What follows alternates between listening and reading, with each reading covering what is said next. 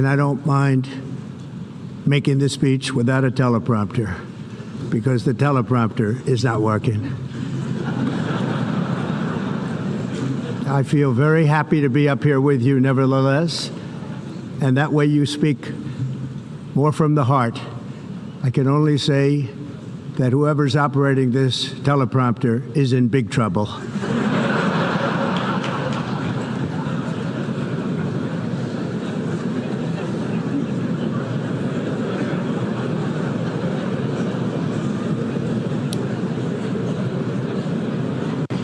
Hello, Madam First Lady. Thank you very much for being here. And Madam President, Mr. Secretary General, First Lady of the United States, distinguished delegates, ambassadors, and world leaders.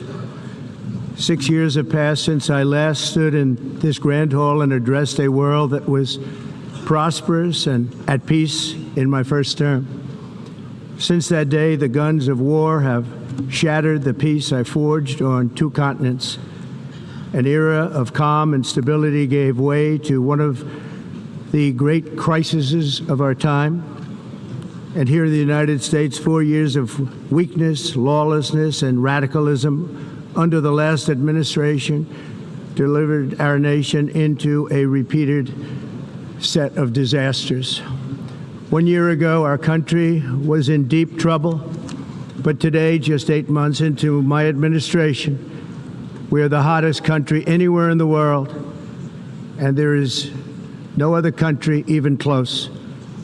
America is blessed with the strongest economy, the strongest borders, the strongest military, the strongest friendships, and the strongest spirit of any nation on the face of the earth. This is indeed the golden age of America. We are rapidly reversing the economic calamity we inherited from the previous administration, including ruinous price increases and record-setting inflation like we've never had before. Under my leadership, energy costs are down, gasoline prices are down, grocery prices are down, mortgage rates are down, and inflation has been defeated. The only thing that's up is the stock market, which just hit a record high.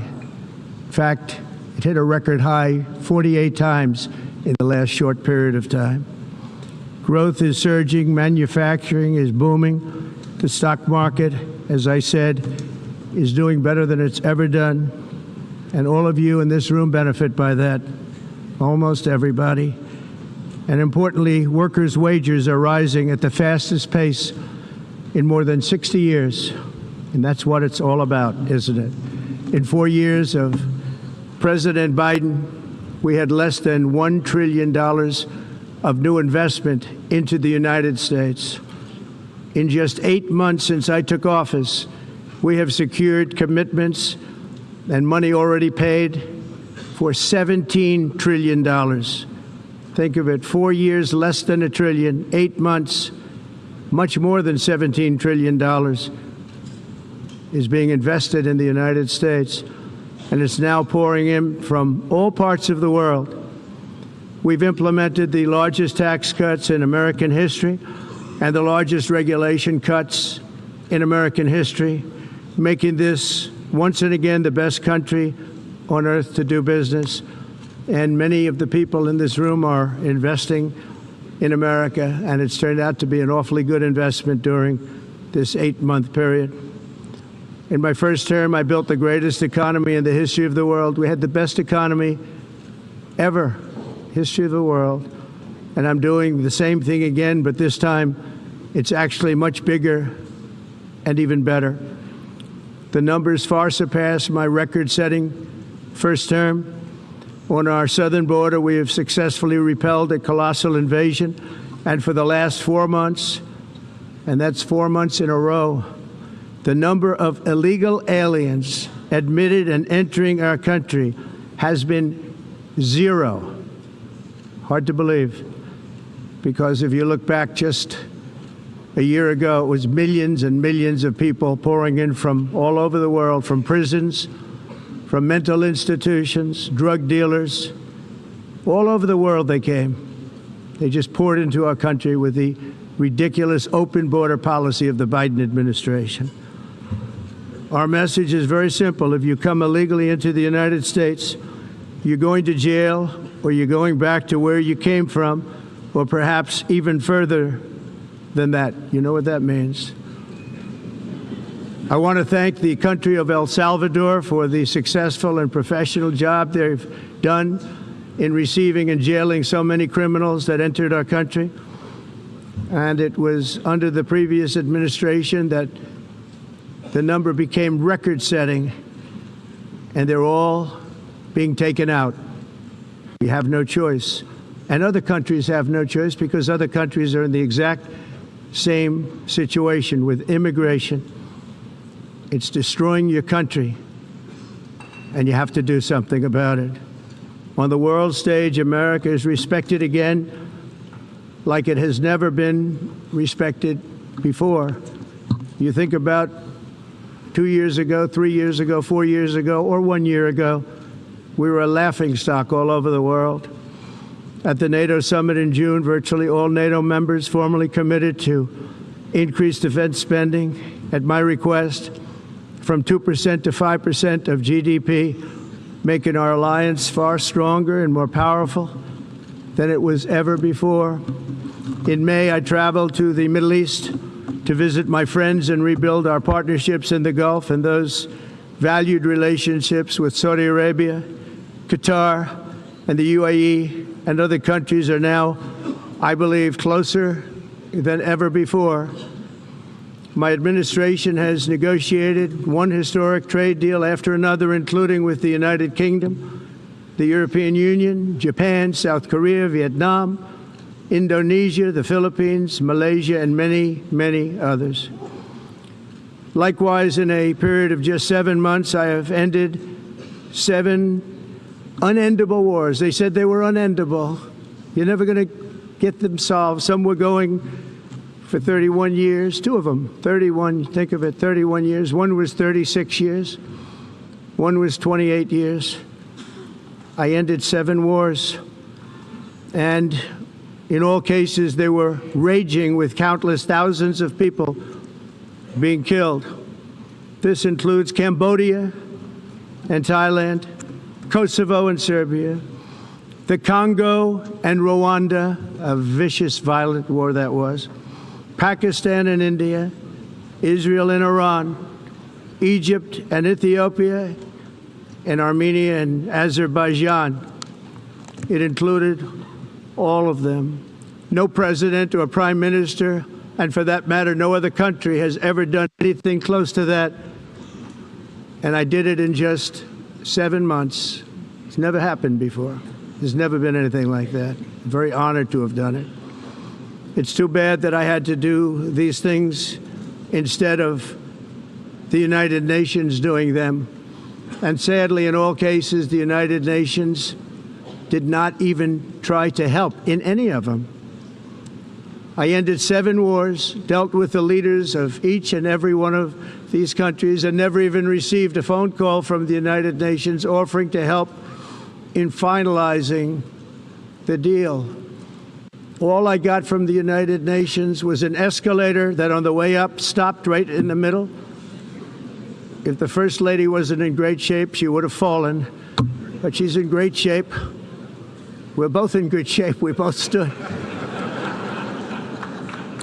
And then a teleprompter that didn't work. These are the 2 things I got from the United Nations, a bad escalator and a bad teleprompter. Thank you very much. And by the way, it's working now. It just went on.